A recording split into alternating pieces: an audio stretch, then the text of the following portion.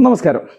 നമ്മുടെ കേരള ബി.ജെ.പിയിൽ അടുത്തിടെയായിട്ട് ഒരു വലിയ പൊട്ടിത്തെറിക്ക് സാധ്യതയുണ്ട് എന്നുള്ള വാർത്തകളാണ് ഇപ്പോൾ പുറത്തു വരുന്നത്. അതായത് കേരളത്തിൽ എങ്ങനെയെങ്കിലും ബി.ജെ.പിക്ക് ക്ലച്ചുണ്ടാക്കി, കേരളത്തിൽ ബി.ജെ.പിക്ക് എം.എൽ.എമാരുണ്ടാക്കി, വിദൂര ഭാവിയിൽ കേരളത്തിന്റെ ഭരണം കൈപ്പിടിയിൽ ഒതുക്കുക എന്നുള്ളതായിരുന്നു സാക്ഷാൽ നരേന്ദ്രമോദിയുടെയും അമിത്ഷായുടെയും പ്രധാന രാഷ്ട്രീയ ചാണക്യ തന്ത്രം എന്നുള്ളത്.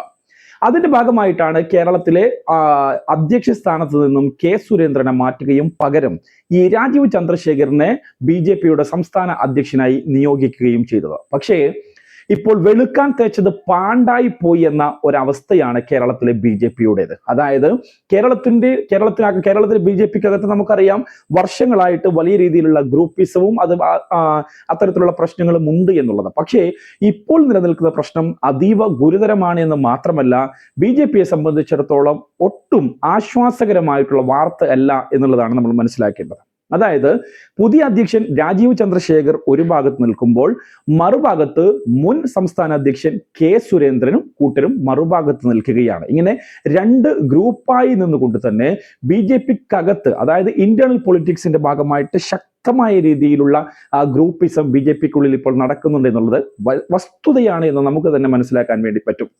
ഇതിലെ മറ്റൊരു പ്രധാനപ്പെട്ട ഘടകം എന്ന് പറയുന്നത്, ഈ ഒരു ഗ്രൂപ്പ് പോരിന് രാഷ്ട്രീയത്തിനപ്പുറം മറ്റ് ജാതീയപരമായിട്ടുള്ള ഒരു ഇതുമായി ബന്ധപ്പെട്ട് ജാതിപരമായിട്ടുള്ള ഒരു ബന്ധം കൂടി എന്നുള്ളതാണ്.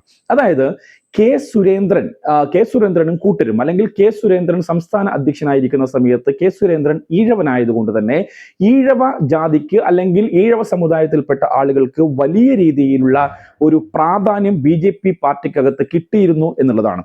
അതിന്റെ ഭാഗമായിട്ടാണ് ഈഴവ സമുദായത്തിൽ നിന്ന് തന്നെയുള്ള വി മുരളീധരൻ അന്ന് കേന്ദ്ര സഹമന്ത്രിയായി പോകുന്നതൊക്കെ സംസ്ഥാന അധ്യക്ഷനായി കെ സുരേന്ദ്രൻ ഉണ്ടാവുന്ന സമയത്താണ്.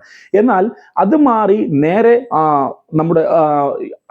നമ്മുടെ ചന്ദ്രശേഖർജി, അതായത് രാജീവ് ചന്ദ്രശേഖർ ബി.ജെ.പിയുടെ സംസ്ഥാന അധ്യക്ഷനായി വരുമ്പോൾ അദ്ദേഹം പ്രതിനിധീകരിക്കുന്നത് നായർ സമുദായത്തെയാണ്. ഇത് ഇപ്പോൾ നിലവിൽ ബി.ജെ.പിക്കകത്ത് നായർ സമുദായത്തിൽ നിന്നുള്ള ആളുകൾക്ക് വലിയ രീതിയിലുള്ള പ്രാതിനിധ്യം ഉണ്ടാക്കുന്നു എന്നുള്ളതാണ് ഏറ്റവും പ്രധാനപ്പെട്ട ഒരു വസ്തുത. അതുകൊണ്ടാണ് നമ്മുടെ സുരേഷ് ഗോപിയൊക്കെ ഇപ്പോൾ MP ആയി കേരളത്തിൽ നിന്നും അങ്ങോട്ട് പോയിട്ടുള്ളത്. അങ്ങനെ വലിയ രീതിയിലുള്ള ജാതീയപരമായിട്ടുള്ള ഒരു വേർതിരിവ് തന്നെയാണ് ഇപ്പോൾ ഈ ബി.ജെ.പി അലട്ടുന്ന ഏറ്റവും പ്രധാനപ്പെട്ട പ്രശ്നം എന്ന് നമ്മൾ പറയേണ്ടി വരും.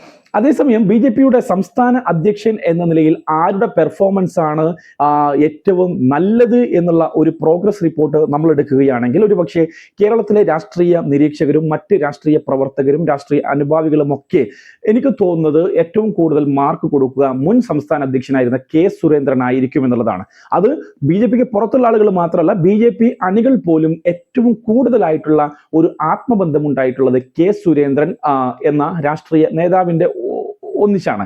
അതിന് കാരണം പലതുണ്ട് താൻ. അതിൽ പ്രധാനപ്പെട്ട കാരണം എന്ന് പറയുന്നത്, കെ സുരേന്ദ്രനും നമ്മുടെ ഈ രാജീവ് ചന്ദ്രശേഖരനും തമ്മിലുള്ള വലിയ വ്യത്യാസം എന്ന് പറയുന്നത്, കെ സുരേന്ദ്രൻ അടിത്തട്ടിൽ നിന്നുകൊണ്ട്, അതായത് ബി.ജെ.പിയുടെ ആശയത്തെ നെഞ്ചോടേറ്റിക്കൊണ്ട് തന്നെ ആ രാഷ്ട്രീയ പ്രസ്ഥാനത്തോട് അതിന്റെ ആശയപരമായി ചേർന്ന് നിന്നുകൊണ്ട് 100% അതിനോട് നീതി പുലർത്തിക്കൊണ്ട് ABVP പോലുള്ള താഴേക്കടിയിൽ നിന്നും പ്രവർത്തിച്ചു വന്ന് അവരുടെ ബി.ജെ.പിയുടെ പല ഘട്ടങ്ങൾ കഴിഞ്ഞ് പല കമ്മിറ്റികളിലും പ്രവർത്തിച്ചാണ് ഏറ്റവും അവസാനം സംസ്ഥാന അധ്യക്ഷനായി മാറുന്നത്. അതുകൊണ്ട് തന്നെ കെ സുരേന്ദ്രന് ഈ ബി.ജെ.പിക്കുള്ളിലുള്ള ബെൽറ്റിൽ വലിയ രീതിയിലുള്ള സ്വാധീനം ഇന്നും നിലനിൽക്കുന്നു എന്നുള്ളത് ഏറ്റവും വലിയ വസ്തുത തന്നെയാണ്. എന്നാൽ അതേസമയത്ത് രാജീവ് ചന്ദ്രശേഖരയെ കുറിച്ച് നോക്കുമ്പോൾ, Rajeev Chandrasekhar a political businessman എന്ന് തന്നെ പറയേണ്ടി വരും. ഒരു കോർപ്പറേറ്റ് സംവിധാനത്തെ എങ്ങനെ ഉപയോഗിക്കാം, അത് വെച്ച് എങ്ങനെ ബിസിനസ് ചെയ്യാം, അത് വെച്ച് എങ്ങനെ ലാഭം ഉണ്ടാക്കാം എന്നതിനപ്പുറം ഒരു രാഷ്ട്രീയപരമായിട്ടുള്ള ഒരു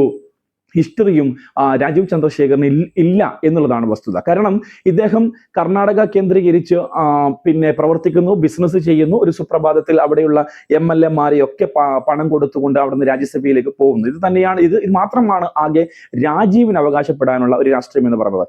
അങ്ങനെ ഇരിക്കുമ്പോഴാണ് ഒരു സുപ്രഭാതത്തിൽ പണം കെടുത്തുകൊണ്ട് കേരളത്തിലെ ബി.ജെ.പിയുടെ സംസ്ഥാന അധ്യക്ഷ സ്ഥാനത്തേക്ക് രാജീവ് ചന്ദ്രശേഖർ വരുന്നത്. ഇത് ഒരിക്കലും കേരളത്തിലെ ബി.ജെ.പി പ്രവർത്തകരെ സംബന്ധിച്ചിടത്തോളം ഒരു തരത്തിലും ഉള്ള ഒരു അംഗീകാരം രാജീവ് ചന്ദ്രശേഖരന് ഇല്ല എന്ന് കഴിഞ്ഞ കുറച്ച് ദിവസങ്ങളിലെ രാഷ്ട്രീയ ചിത്രങ്ങളും വാർത്തകളും എടുത്തു നോക്കിയാൽ നമുക്ക് മനസ്സിലാക്കാൻ സാധിക്കും. കാരണം രാജീവ് ചന്ദ്രശേഖരനെ സംബന്ധിച്ചിടത്തോളം BJPയുടെ ഇന്റേണൽ പൊളിറ്റിക്സുമായിട്ടോ താഴേക്കിടയിലുള്ള പ്രവർത്തകരുമായിട്ടോ യാതൊരു ബന്ധവുമില്ല. കാരണം ഈസ് എ റിയൽ ബിസിനസ്മാൻ എന്നുള്ളത് മാത്രമാണ് വസ്തുത. അദ്ദേഹത്തിന്റെ ശൈലി എന്ന് പറയുന്നത് കോർപ്പറേറ്റ് ശൈലിയാണ്, പണം കൊടുത്ത് വാങ്ങിക്കുക എന്നുള്ളതാണ്. ഇപ്പോൾ ഈ രാജീവ് ചന്ദ്രശേഖരന്റെ കൂടെ നടക്കുന്ന നേതാക്കന്മാരിൽ ഏറ്റവും പ്രധാനി എന്ന് പറയുന്നത് നമ്മുടെ ടോർച്ച് സുരേഷും അതോടൊപ്പം തന്നെ MT രമേശുമാണ്. ബാക്കി എല്ലാവരും സുരേന്ദ്ര പക്ഷത്താണ് എന്നുള്ളതാണ് നമ്മൾ മനസ്സിലാക്കുന്ന വാർത്ത. അങ്ങനെ BJPക്കുള്ളിൽ അതിശക്തമായിട്ടുള്ള ഇന്റേണൽ പൊളിറ്റിക്സ് ശക്തമാകുന്നു, അതോടൊപ്പം തന്നെ ഇന്റേണൽ ഗ്രൂപ്പിസം ശക്തമാകുന്നു. ഏറ്റവും അവസാനമായിട്ട് രാജീവ് ചന്ദ്രശേഖരന് എതിരെ വന്നിട്ടുള്ള ഈ സ്കാം, അതായത് കുംഭകോണ ആരോപണങ്ങൾ പോലും, അതിന് പിന്നിൽ പോലും ഈ ഗ്രൂപ്പിസത്തിന്റെ ഭാഗമായി സുരേന്ദ്രന്റെ കൈയുണ്ട് എന്ന് തന്നെയാണ് ഇപ്പോഴും പുറത്തു വരുന്ന അല്ലെങ്കിൽ അടക്കം പറച്ചിലുകളായിട്ടുള്ള വാർത്ത.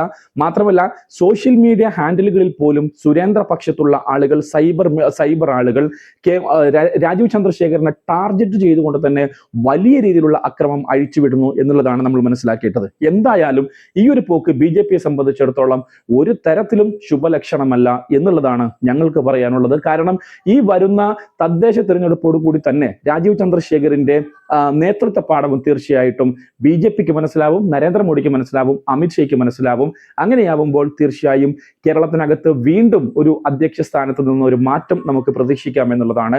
ഒരിക്കലും K സുരേന്ദ്രനെ പോലുള്ള ഒരു രാഷ്ട്രീയ നേതാവിനോട് ഒന്നിച്ച് ഫൈറ്റ് ചെയ്ത് നിൽക്കാനുള്ള യാതൊരു തരത്തിലുള്ള രാഷ്ട്രീയ യോഗ്യതയും രാജീവ് ചന്ദ്രശേഖരനില്ല.